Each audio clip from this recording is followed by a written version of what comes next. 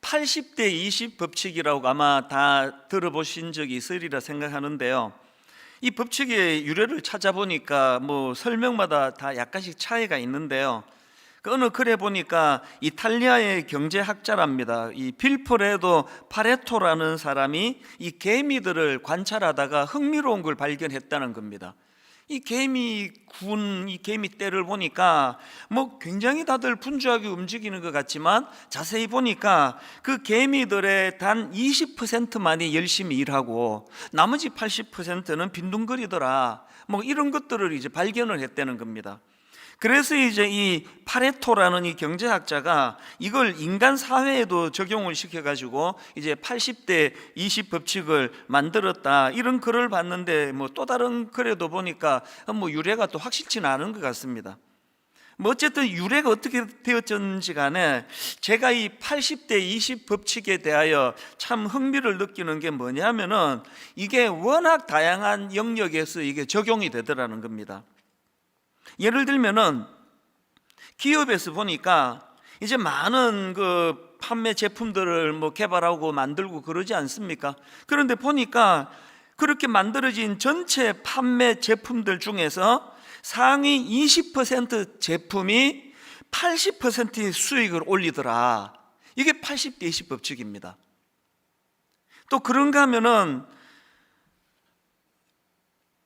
백화점 같은 데서 보니까 상위 20%의 소비자가 전체 매상의 80%를 차지하게 만들더라. 그래서 백화점 같은 데 보면은 이 VIP 고객 관리를 얼마나 잘합니까? 그래서 VIP 고객이 되면은 주차장도 마음대로 쓰고 여러 가지 혜택을 준다고 그런 이야기를 들었는데요. 백화점이 이런 정책을 쓰는 이유가 바로 이 80대 20 법칙, 이 상위 20%의 이 고객을 잘 관리해야 이 매상이 오른다는 거 아닙니까? 그리고 또 흥미로운 게 뭐냐 하면은 각 개인이 말입니다. 이 성과의 80%는 근무 중 가장 집중한 20% 시간 안에서 나오더라는 겁니다. 이거는 그 설교 준비하는 입장에서 되게 좀 공감이 돼요. 하루 종일 설교한다고 붙어 앉아 있지만 사실은 그 나머지 한 80%는 그냥 끙끙거리는 시간이고요. 확 영감을 받아가지고 집중하는 거는 그 소수의 시간이거든요. 또 이게 집에 옷들도 그렇답니다. 옷이 엄청나게 많이 걸려 있지만 옷장에, 그런데 사실은 그 사람이 가지고 있는 옷 중에서 즐겨 입는 옷은 20%에 불과하다는 겁니다. 이제 곧 우리 교회 지금 그 헌옷까지 모집할 때 그 80%서 다 갖고 오세요. 그 입지도 않은 옷들이. 이게 80대 20 법칙입니다. 또 그런가 하면은 그 교통위반도 그렇답니다. 20%의 불량 운전자가 전체 교통위반의 80%를 차지한다, 그런 통계를 제가 본 적도 있고요.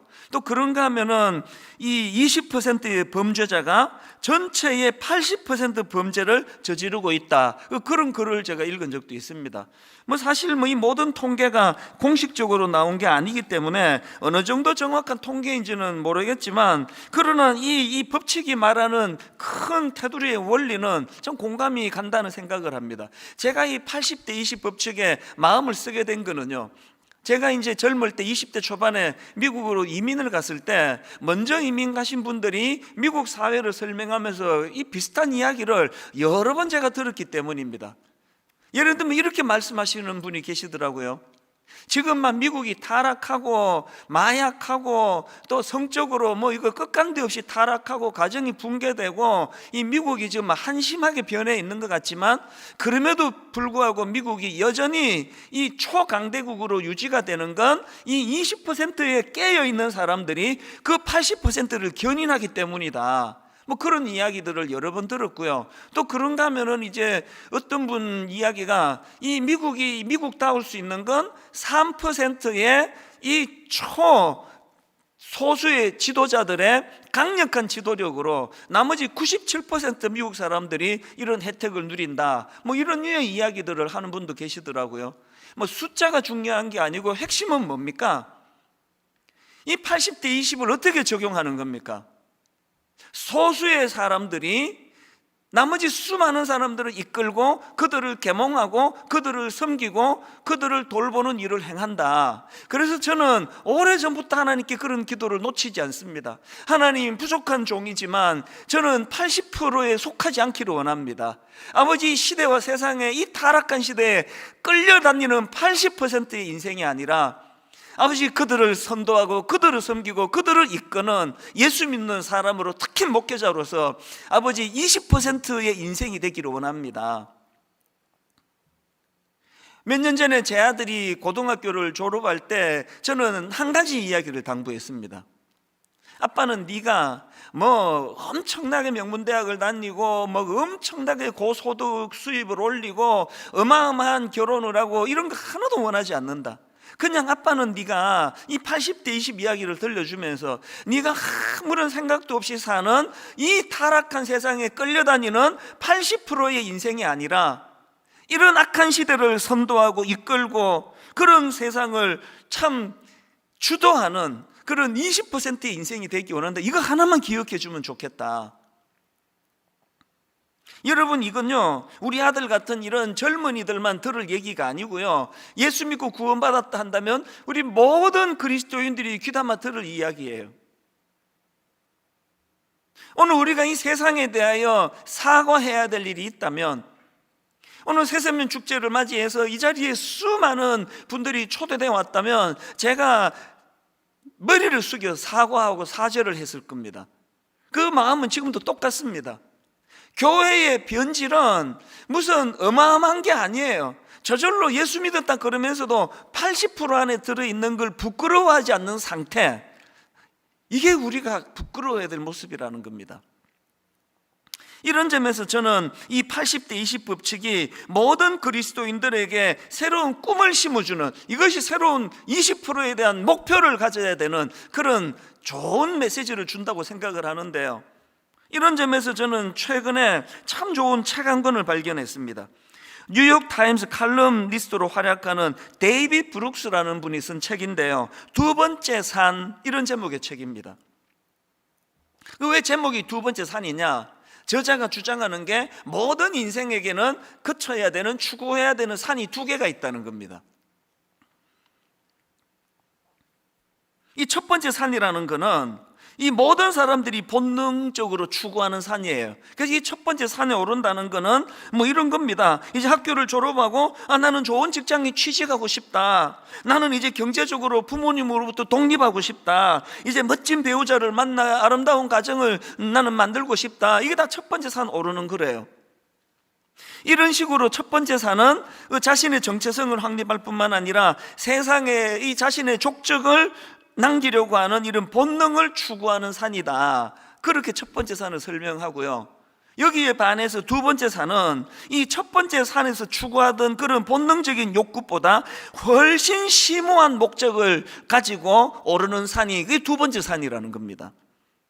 그동안 자기가 추구하던 이 물질적인 성공보다, 그런 것보다는 이 내면의 성장이 더 중요하고, 그리고 자기가 추구하던 물질적인 성공, 물질적인 욕구, 이런 것들만으로는 결코 내 내면의 깊은 곳에 있는 이것을 만족시킬 수 없다, 이걸 자각하는 사람이 오르는 산이 두 번째 산이라는 겁니다. 안내 글에도 보니까 이런 내용이 있더라고요. 저자는 이제 우리가 개인의 행복, 독립성, 자율성이라는 허울 좋은 가치를 넘어 도덕적인 기쁨, 상호 의존성, 관계성을 회복할 때라고 주장한다. 지난 60년간 앞의 가치들을 지나치게 강조해온 결과 공동체는 해체되고 개인들 사이의 결속은 끊어지며 외로움은 확산되었다는 것이다. 그래서 이 책의 부제가요, 삶은 혼자가 아닌 함께의 이야기다. 이 짧은 한마디지만 참 많이 와닿더라고요.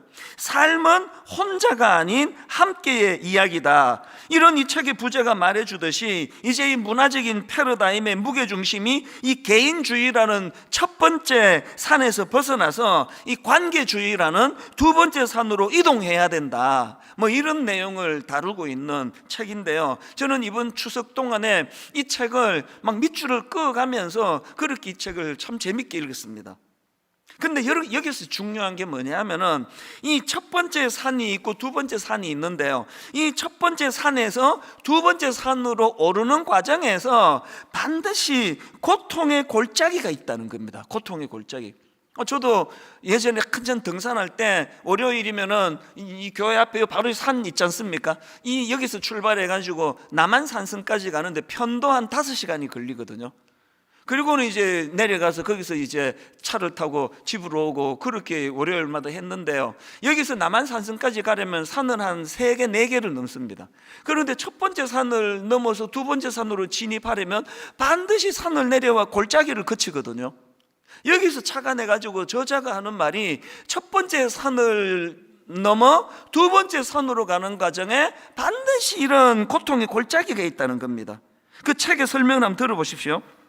어떤 사람들은 전혀 예상하지 못했던 일을 만나 예기치 않게 옆길로 빠진다. 자식의 죽음, 암 투병, 약물 중독과 거기에서 벗어나기 위한 힘겨운 싸움 같은 비극이 이들을 강타한다. 이 고난의 골짜기가 뭔지 아시겠죠? 그러면서 이제 유명한 소설가 톨스토이를 예로 드는데요, 여러분 다 아시지만 전쟁과 평화, 안나 카레니나 이런 주옥 같은 소설로 세계적인 명성을 얻은 인물이 톨스토이인데요, 그런데 톨스토이가 이런 화려한 성공의 길을 걷고 있을 때 거기에 그만 고통의 골짜기가 기다리고 있다는 겁니다. 무슨 얘기인가 하니까 친형입니다.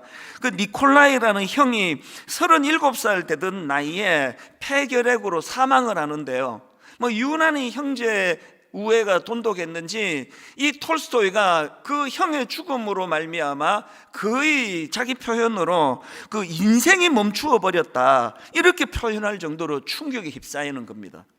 그게 책에서 말하는 고통의 골짜기인데요, 그 충격이 얼마나 컸던지 내용에 이런 내용이 있더라고요. 그는, 톨스토이입니다, 그는 방에 있던 끈이란 끈은 모두 치워버렸다. 혹시라도 자기가 목을 메고 자살을 시도할지 몰라서였다. 사냥총도 자살 도구가 되지 않도록 멀리 치웠다. 어느 정도의 절망인지 아시겠죠?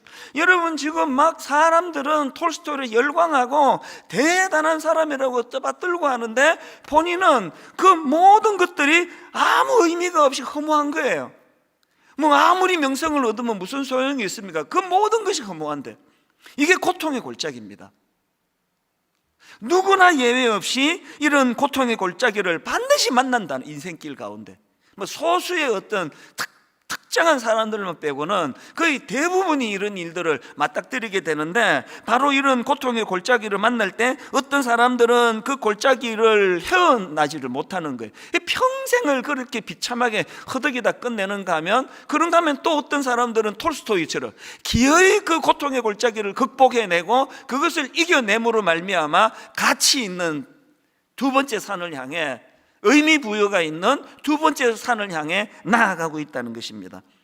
제가 이 새생명 축제를 준비하면서 여기 초대되어 오실 수많은 사람들을 상상하면서 한 가지 제가 소개하고 싶은 게 뭐냐, 모든 인생은 피할 수 없이 만나는 것이 이 고통의 산, 이 고통의 골짜기, 절망의 골짜기로 한다면 우리 힘으로는 그 길을 헤어나가기가 어려운데, 제가 알기로 톨스토이도 바로 그 하나님의 도우심을 입어서 그것을 헤어나오게 됐다고 그렇게 알고 있거든요. 여러분, 제가 믿고 있는 우리 하나님의 존재의 의미는 지난 60년의 세월을 제가 걸어오면서 톨스토이 같은 그런 치명적인 그런 고통의 골짜기는 아니었다 할지라도 크고 많은 골짜기를 지나갈 때마다 항상 그분은 저에게 목자가 되어 주셨다는 사실입니다. 그래서 저는 시편 23편 말씀을 너무너무 사랑하는데요, 이 말씀을 준비하는 과정에서 특히 4절 말씀입니다. 내가 사망의 음침한 골짜기로 다닐지라도, 내가 사망의 음침한 골짜기로 다닐지라도 해를 두려워하지 않을 것은 주께서 나와 함께 하심이라. 내가 사망의 음침한 골짜기로 다닐지라도 해를 두려워하지 않을 것은 주께서 나와 함께 하심이라. 저희 어머니가 이 말씀들을 읽고 묵상을 하시면 늘 눈가가 촉촉히 적셔지는 거거든요. 왜? 그게 제 어머니의 삶이셨거든요. 내가 사망의 음침한 골짜기로 다닐지라도 해를 두려워하지 않을 것은 주께서 나와 함께 하심이라. 주의 지팡이와 막대기가 나를 안위하시나이다. 길 잃고 헤매는 그 불쌍하고 가련한 그 어린 양 같은 우리 인생을 목자의 지팡이를 가지고 톡톡 그렇게 인도하시면서 골짜기를 벗어나게 하실 뿐만 아니라 그런 골짜기를 벗어날 때마다 이런 너무너무 아름다운 가치지향적인 이런 두 번째 산을 만나게 해주시는 하나님의 존재가 저에게는 이런 의미가 있기 때문에 많은 분들에게 이 하나님을 제가 소개하고 싶은 거 아닙니까? 그래서 오늘 저는 이 고통의 골짜기를 지날 때 도우신 하나님, 이런 그 소제목을 가지고 참 초대되어 오신 수많은 정말 하나님이 애타게 찾고 계시는 그 많은 분들을 향해서 두 가지 하나님을 소개하고 싶은데요, 여러분이 고통의 골짜기를 지날 때 하나님은 어떻게 우리를 도우시고 인도하시는가? 첫 번째가 이겁니다. 다시 시작할 기회를 주십니다. 제가 오늘 설교 본문으로 요한복음 21장을 선택한 것은 여기에 너무나 좋은 이 샘플이 지금 여기에 담겨져 있기 때문입니다. 여러분, 베드로 다 아시지 않습니까? 사실 지금 이 요한복음 21장에서 베드로가 정말 그 절망의 골짜기를 헤매고 있거든요. 오죽하면은 나 이제 옛날로 돌아갈란다, 그 어부 고기 잡아 밥 먹고 살던 그때로 난 돌아갈 거라고. 이 배경이 어떻게 됐냐 하면은 여러분 다 아시지만 베드로는 예수님의 제자, 그것도 너무 사랑을 많이 받던 제자인데요, 제자로서 절대 해서는 안 되는 배신을, 그것도 예수님이 지금 십자가를 지시는 과정에서 가장 베드로의 위로가 필요한 그 상황에서 자기도 잡혀갈까 봐 그렇게 예수님을 3번씩이나 부인하는 짓을 저질렀거든요. 그리고는 그것이 베드로에게 슬럼프를 가져다 줘서 너무나 낙심되고 절망된 골짜기를 지금 거닐고 있는데, 이 본문 요한복음 21장에서 예수님은 베드로를 찾아가세요. 왜? 그에게 다시 시작할 기회를 주시기 위해 가지고. 저는 이 본문 말씀을 여러 번 읽으면서 그 찾아주신 주님의 마음이 제 마음을 격동을 시켰습니다. 어느 포인트에서 제가 유난히 마음이 뭉클했는가 하면은요, 자, 오늘 본문 요한복음 21장 15절부터 한번 보십시오. 그들이 조반 먹은 후에 예수께서 시몬 베드로에게 이르시되 요한의 아들 시몬아, 내가 사람들보다 나를 더 사랑하느냐 하시니 이르되 주님 그러하나이다. 내가 주님을 사랑하는 줄 주님께서 아시나이다. 그랬더니 하시는 말씀이 이르시되 내 어린 양을 먹이라. 이 뜬금없는 이야기처럼 들리는 거 아닙니까? 그것도 한 번이 아니고 3번씩이나. 16절 또 두 번째 이르시되 요한의 아들 시몬아, 내가 나를 사랑하느냐 하시니 이르되 주님 그러하나이다. 내가 주님을 사랑하는 줄 주님께서 아시나이다. 또 똑같은 말씀을 하세요. 이르시되 내 양을 치라. 17절 세 번째 이르시되 요한의 아들 시몬아, 내가 나를 사랑하느냐 하시니 주께서 3번째 내가 나를 사랑하느냐 하심으로 베드로가 근심하여 이르되 주님 모든 것을 아시오매 내가 주님을 사랑하시는 줄을 주님께서 아시나이다. 예수께서 이르시되 내 양을 먹이라. 제가 이 구절에서 이번에 유난히 크게 발견한 것은 지금 주님께서는요, 베드로의 과거를 캐묻지 않으신다는 거예요. 지나가는 말로라도 니 그때 그런 건 내가 다 이해한다, 이런 이야기조차도 안 하세요. 지금 주님의 관심은 항상 베드로의 미래예요. 시리에 빠져 있는 베드로에게 새로 시작할 기회를 주시기 위하여 내 양을 먹이라, 내 양을 치라, 내 양을 먹이라.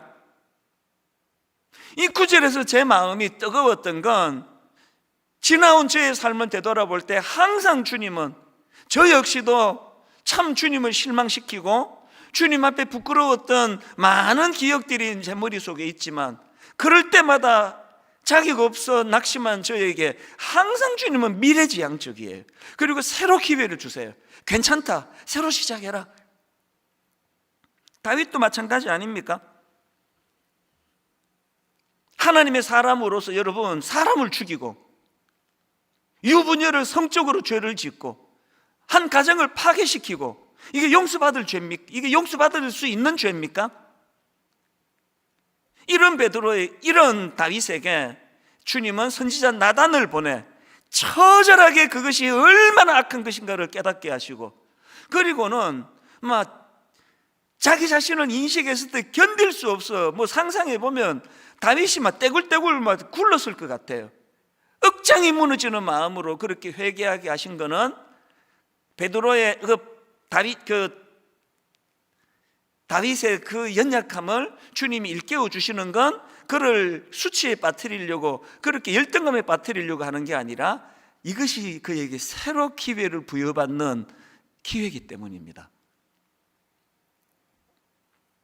제가 몇 년 전에 그 필라델피아를 방문한 적이 있거든요. 필라델피아에 갔더니 그 목사님 몇 분이서, 목사님 필라델피아 오면은 이 극장에 안 들리면 안 됩니다. 그러면서 이제 저를 데리고 선곡만 하는 어느 너무너무 독실한 크리스찬 부부가 엄청난 돈을 기부해가지고 만든 극장이라고 제가 들었거든요. 여기는요 1년 12달 선곡만 하는데요, 미국 전역에서 이 극장 한번 가는 게 뭐 그 버킷리스트 할 정도로 대단한 극장입니다. 제가 이제 그 목사님하고 차를 타가지고 필라델피아 근교로 가는데 가깝지도 않아요. 막 꽤 긴 시간 차를 타고 갔는데요, 시골길로 막 한참 시골길로 들어가서 깜짝 놀랐습니다. 그 극장 규모가요, 이게 뭐 요즘 애들 말로 뭐 장난이 아닙니다. 객석이 우선 2,000석이 넘는데요, 무대가, 난 그런 무대를 내가 평생에 본 적이 없습니다. 보통은 무대가 이렇게 한 면이잖아요. 지금 우리 본당도 이렇게 한 면으로 돼 있는데요, 그 극장은 무대가 3면이 3면이에요. 이쪽도 지금 무대고요, 이쪽 사이드도 무대예요. 처음에는 불이 꺼져 있어서 몰랐는데요, 이제 막 선극이 시작이 되니까 이제 이쪽 무대가 막 진행되는데 다른 마을을 묘사하는 게 나오는데 저기에 불이 확 켜지는데 이쪽 무대 전체가 또 무대예요. 그리고 이제 그때 그 선극 제목이 지저스, 예수님이었는데요, 예수님의 일대기를 쭉 조명하는데 마지막에 이제 부활하는 장면에서 하늘에 천사가 진짜 날개를 달고 내려오더라고요. 비둘기가 확 날아가고요, 또 예수님이 고난을 당하시는 장면을 묘사할 때 깜짝 놀랐습니다. 관객들 사이로 로마 군병이 실제 말을 몰고 뭐 로마 군병이 한두 명이 아니에요. 무대가 막 얼마나 컸는지 로마 군병들이 말을 타고 뚜벅뚜벅 이제 이 단 위로 올라오고요, 예전에 그 노아의 방주를 이제 거기서 공연을 할 때는요, 한쪽 그 무대에 전체가 노아의 방주 밴데 거기에 실제로 막 여러 종류의 짐승들이 실제로 거기서 다 그 등장을 하고 막 이런 규모예요. 그게 어마어마한 거 아닙니까? 그래서 제가 그날 막 굉장히 그 인상에 남는 그런 추억을 만들었는데요. 근데 여러분, 그렇게 하고 이제 시간이 좀 지나고 나서 이 지저스라고 하는 그 어마어마한 규모의 선극을 떠올리면 화려한 무대가 아니에요. 참 신기하게도요, 그건 그때 놀랄 뿐이었고 대단하다 이 한마디 뿐이었고 지금은 제 머리에 그게 뭐 그렇게 남아있지 않습니다. 몇 년의 세월이 지나고 그 선극에서 남아있는 건 딱 그 포스터 한 장인데요, 여러분 지저스라 그래서 제 기억으로 그때 한 3시간 가까이 엄청 긴 공연인데요, 예수님의 태어나심부터 십자가 지시고 부활하시는까지 전체를 다 있는 그 선극인데요, 그 전체 선극의 포스터가 너무나 인상적이었습니다. 베드로가 그 밤사경에 예수님이 그 고통당하는, 풍랑으로 고통당하는 제자들을 건지러 주님이 오시는데요, 그 과정에서 이제 베드로가 만일 주시거든 나를 명하사 물 위로 오라 하소서, 그래서 이제 물로 뛰어들었다가 풍랑을 보고 현실 앞에 믿음이 약해져 가지고 빠져버리잖아요. 그랬을 때 예수님이 그를 손을 내밀어 건져주시는 장면이 나오는데, 놀랍게도 3시간 가까운 예수 그리스도를 묘사하는 전체를 요약하는 포스터가 바로 그 장면인 거예요. 그래서 제가 사진을 찍었는데요, 자 화면으로 한번 보시겠습니까?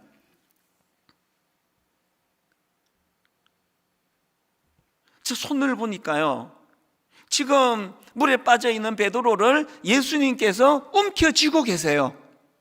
저 장면이 뭘 의미하겠습니까? 큰 화면으로 다시 한번 보여주시겠습니까? 뭘 의미합니까? 베드로가 힘이 빠져서 손 놓아도 괜찮아요. 왜? 주께서 잡고 계시니까, 꽉 붙잡고 계시니까. 보통 이제 제가 어디 집회를 가거나 하면은요, 저를 이제 상징하는 사진을 이제 뭐 포스터 같은 데 만들 때 보면은 거의 대부분이 그 설교하는 이런 사진을 올려요. 제가 축구를 좀 하거든요. 공도 좀 넣고요. 옛날 말이지만. 근데 축구를 그렇게 좋아하는데요, 어떤 교회에서도 공 넣는 이찬수 사진을 붙이는 걸 본 적이 없습니다. 그건 제 특징이 아니에요. 저를 한마디로 요약하라 그런다면 설교하는 목사거든요. 지금 3시간 가까운 예수 그리스도를 전체적으로 펼치고 있는 그 성극에서 왜 저 사진을 강력한 주님을 묘사하는 특징으로 그렸을까? 시간이 갈수록 저 사진이 제가 찍어왔기 때문에 한 번씩 이걸 제가 사진을 들여다보거든요. 뭘 강조하고 싶은 겁니까? 믿음이 없어, 처음에 믿음이 있어 물로 뛰어들었다가 환경을 보고 상황을 보고 믿음이 떨어져 버려가지고 상황 앞에 물에 빠진 베드로를 건져주시는 주님, 다시 기회를 주시는 주님. 오늘 본문에서 그렇게 주님을 배신하고 부인하고 절망의 골짜기를 헤매고 있는 베드로를 찾아주시는 주님, 그에게 다시 기회를 주시는 주님, 이게 구원자로서 우리에게 가장 강력한 주님의 특징이라는 것을 저는 저 사진으로서 계속 되뇌이는 거거든요. 이 베드로와 너무나 대조적인 인물이 가룟 유다 아닙니까? 예수님이 십자가 지시는 그 과정에서 치명적인 악한 짓을 저질렀던 두 사람이 베드로와 가룟 유다인데, 이 두 인물이 너무 대조적인 거 아닙니까? 베드로는 주님을 통해 다시 시작하는 법을 배워서 이후에 너무나 멋지고 아름다운 그런 사도로서의 역할을 잘 감당하는 베드로인데요, 여기 반해 가룟 유다는 자살했습니다. 사실대로 말하면은 그 예수님을 배신하고 팔려는 그 과정에서요, 주님이 베드로보다 가룟 유다에게 훨씬 많은 기회를 주셨습니다.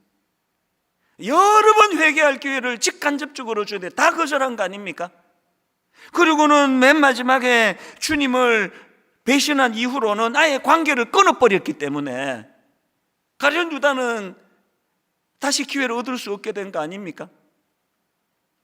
제가 위로를 받는 건요, 주님이 어떤 선을 그어놓고요, 이 정도까지는 내가 용서해 줄 수 있는데 이건 곤란해, 가룟 유다 너는 이건 용서가 안 되는 짓이야, 이게 아니에요. 우리가 지었던 죄의 범위가 아니에요. 그 사진을 보면서, 손을 뻗어주시는 주님을 보면서 그날 베드로가 빠졌던 물의 깊이의 문제가 아니에요. 이 깊이로는 치명적이다 이런 거 없습니다. 손을 뻗어주시는 게 초점이거든요. 여러분, 물에 빠져 지금 허덕이는데, 아니 여러분 지금 고난의 골짜기를 지금 너무나 힘들게 허덕이고 계시는데 그 뻗어주시는 손을 붙잡는 게 이게 그렇게 어려운 일이세요? 여러분, 이게 그렇게 힘든 일 아니잖아요. 저희 가정이, 또 제가 그걸 경험했다고 지금 말씀을 드리는 거 아닙니까? 다시 기회를 주시는 주님. 그런가 하면은 두 번째로, 우리가 이 인생의 길 가운데 고통의 골짜기를 지날 때 하나님은 어떤 일을 행하시는가? 새로운 의미 부여의 삶을 도우신다는 겁니다. 우리가 고통의 골짜기에 빠질 때마다 이걸 기억하셔야 됩니다. 내가 어떤 새로운 고난이 찾아왔다, 코로나19가 나를 엄습했다. 지금 하나님은 내 인생에 새로운 의미를 부여하고 계시는 겁니다. 저는 오늘 본문에서 아주 흥미로운 거 이번에 새롭게 하나 발견을 했는데요, 그게 뭐냐? 자, 15절을 다시 한번 보십시오. 본문 15절. 그들이 조반 먹은 후에 예수께서 시몬 베드로에게 이르시되 요한의 아들 시몬아, 내가 이 사람들보다 나를 더 사랑하느냐 하시니, 제가 주목하는 건 호칭이에요. 뭐라고 부르십니까? 요한의 아들 시몬아예요. 사실 여러분, 이 시몬이라는 이름은요, 베드로가 예수님 만나기 전에 불리우던 이름이에요. 그런데 주님 만나고 이름을 바꾸어 주셨습니다. 자, 요한복음 1장 42절에 베드로가 예수님 처음 만날 때의 장면입니다. 데리고 예수께로 오니 예수께서 보시고 이르시되 내가 요한의 아들 시몬이니 장차 게바라 하리라 하시니라. 게바는 번역하면 베드로라. 아니, 지금 예수님께서 왜 시몬이라고 부르시느냐고요. 그거 옛날 이름인데. 이거에 대하여 여러 해석들이 있는데요. 예를 들면은 BST 주석을 쓴 브루스 밀런 목사님 같은 경우는 이렇게 해석합니다. 예수님이 그를 반석이라는 의미를 가진 베드로라는 이름으로 부르지 않는 것을 주목해보라. 그는 그의 이름에 걸맞는 삶을 살지 못했던 것이다. 예수님은 새로운 방식으로 베드로에게 그리스도의 지도력을 위임하시기 위해 한계를 지닌 그의 모습 그대로 그와 대면하신다. 시몬은 자신이 힘으로는 언제나 시몬일 수밖에 없을 것이다. 저는 브루스 밀턴 목사님의 분석을 100% 제가 이것을 취합니다. 맞습니다. 여러분, 베드로는 베드로라는 이름답지 못한 삶을 살았거든요. 그러나 저는 그 해석에 그치지 않습니다. 이것이 저에게 왜 감동이 되는지 아십니까? 지금 예수님께서 베드로라 부르지 않고 시몬이라고 부르시는 것은 그를 책망하기 위한 게 아니에요. 이 자격을 잃어버린 놈, 원점으로 되돌아가 버린 놈, 나 만나기 이전으로 돌아간 놈, 이거가 강조가 아니에요. 저는 이 장면에서 베드로라 부르지 않고 시몬으로 부르시는 그 모습을 보면서 저는 등산을 좋아하니까요.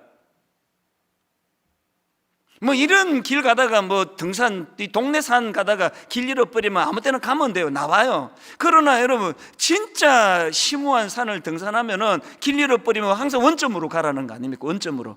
지가 찾아보겠다고, 그 100% 조난이에요.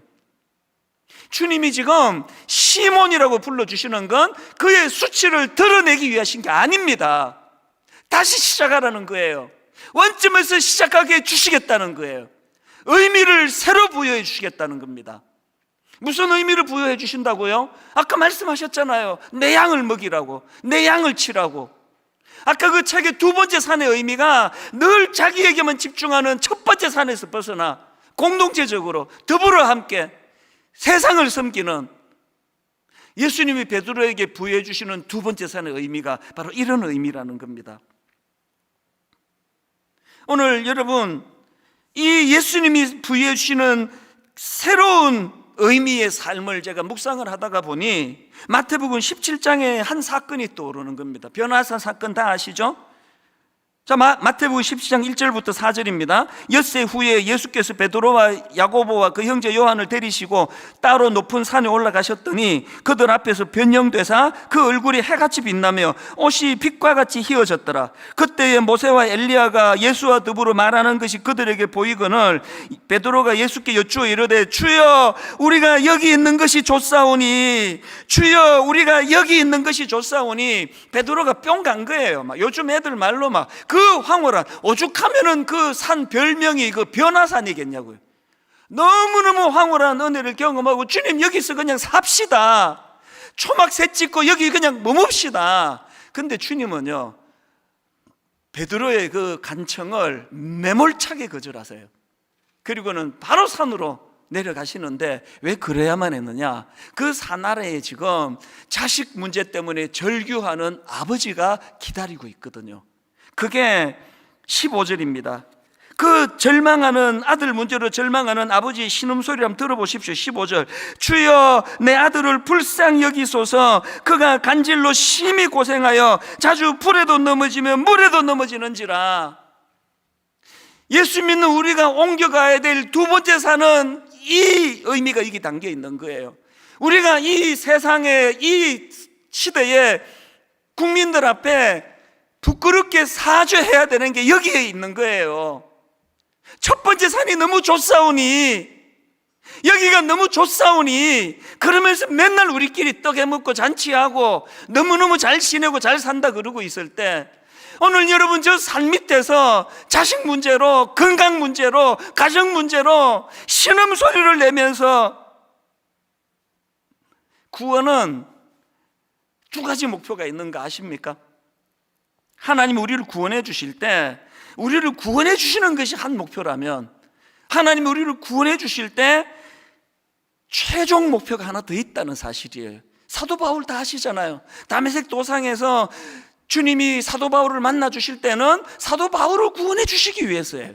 그러나 그것이 다가 아닙니다. 그 과정에서 아나니아에게 그 바울을 도우라 하시면서 주신 말씀이 9장 15절, 사도행전 9장 15절, 주께서 이르시되 가라, 이 사람은 내 이름을 이방인과 임금들과 이스라엘 자손들에게 전하기 위하여 택한 나의 그릇이라.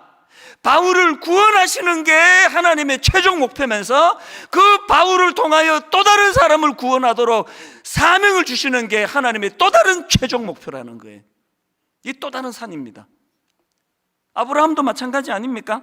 창세기 12장 1절, 여호와께서 아브라함에게 이르시되 너는 너의 고향과 친척과 아버지의 집을 떠나 내가 너에게 보여줄 땅으로 가라. 그 다음 2절 보십시오. 내가 너로 큰 민족을 이루고 내게 복을 주어. 이게 1차적인 목표예요. 하나님은 아브라함에게 복 주시기를 원하세요. 내게 복을 주어. 그 다음에 너 이름을 창대하게 하리니 너는 복이 될지라. 복의 통로가 되라는 거 아닙니까? 복의 전달자가 되라는 거 아닙니까?